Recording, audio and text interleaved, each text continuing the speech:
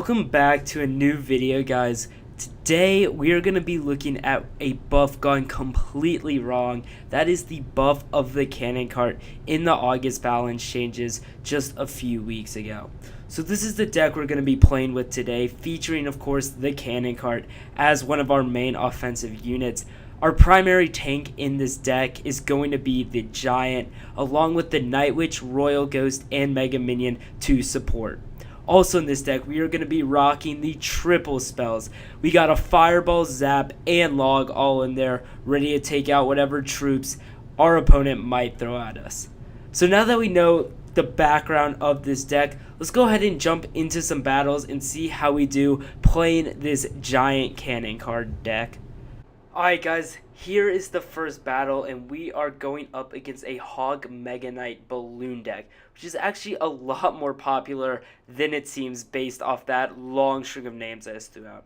I'm going to start off with a cannon cart in the back, hoping to get to my Giant. It's not in rotation, but we're able to get some huge elixir value over on that side, fireballing the Wizard and Inferno Dragon. He tries to counter my cannon cart with the Skeleton Army. Works pretty well. Skeleton Army is a fantastic counter for cannon cart. So have that Zap or Log ready when the cannon cart is heading down the lane.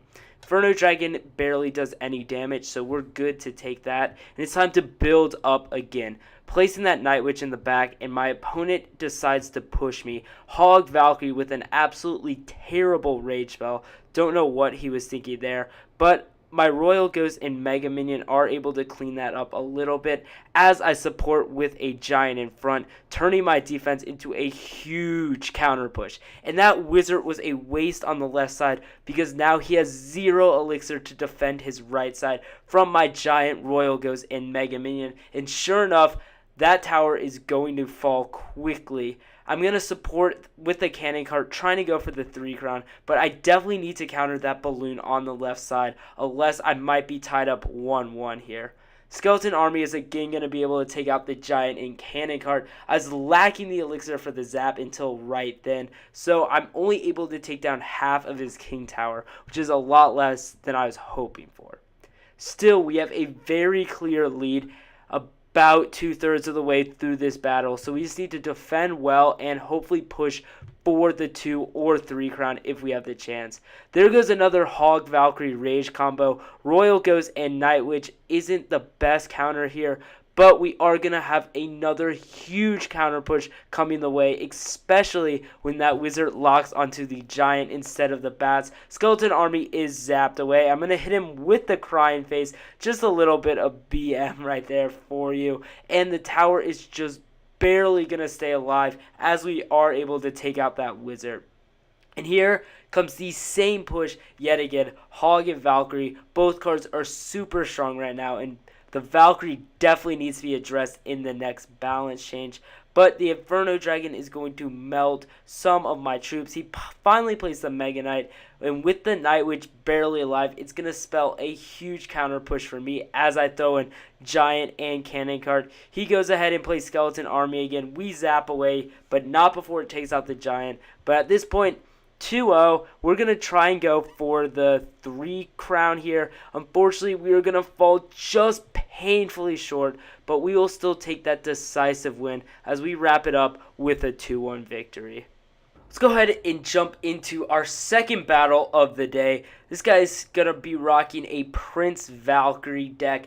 Valkyrie, of course, being very strong in the current meta. I fully expect it to be receiving a nerf in the coming balance change. That should be early September, so just a few days away. First push right off the bat, we're going to counter with Log and cannon cart. Not too bad. Night Witch is actually going to make it to the tower before he plays a bomber just to clean her up. Bats are going to do a bit of damage, and so we are in the lead now.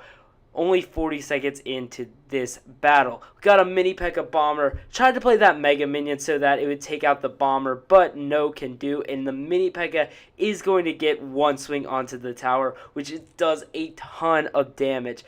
Here comes a counter push by me, though. I'm zapping down that minion horde, trying to get it low on health, plus reset it.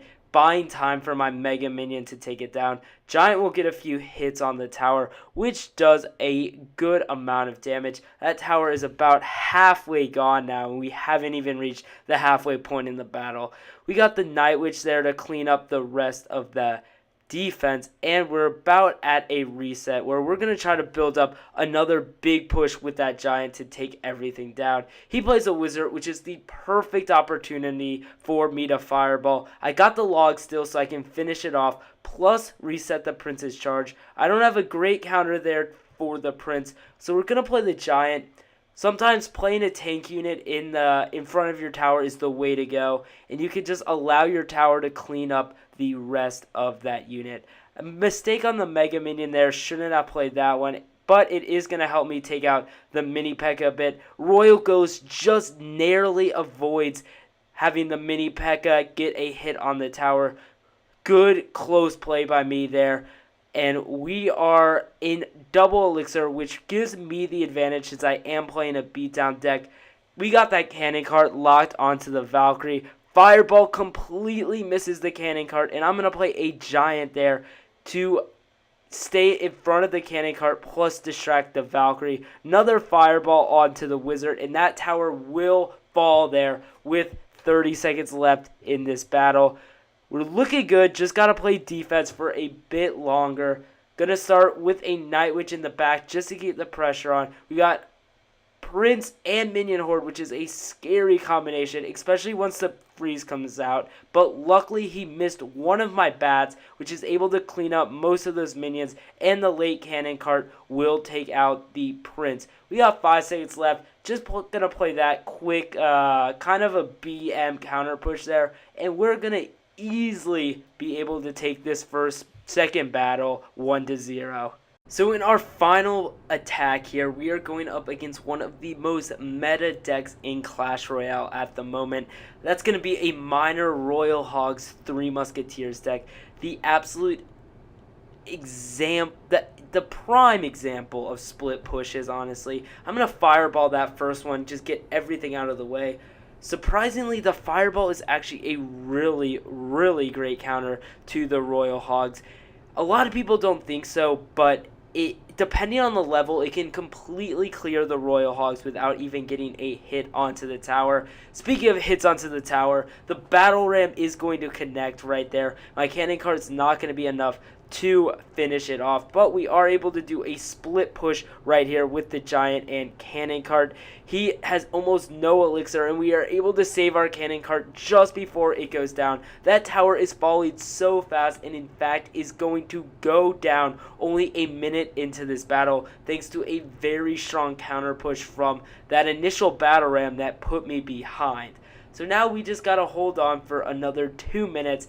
We don't know about the 3 Musketeers yet, so we are going to go ahead and fireball that elixir collector. It's a problem. Whenever you see an elixir collector, you should always hold off on your fireball until you know for a fact they are not playing 3 Musketeers, or if you're playing a cycle deck, that'll let you cycle back to your fireball by the time the 3 Musketeers have any threat on your tower. Just a bit of advice there if you ever come up against that.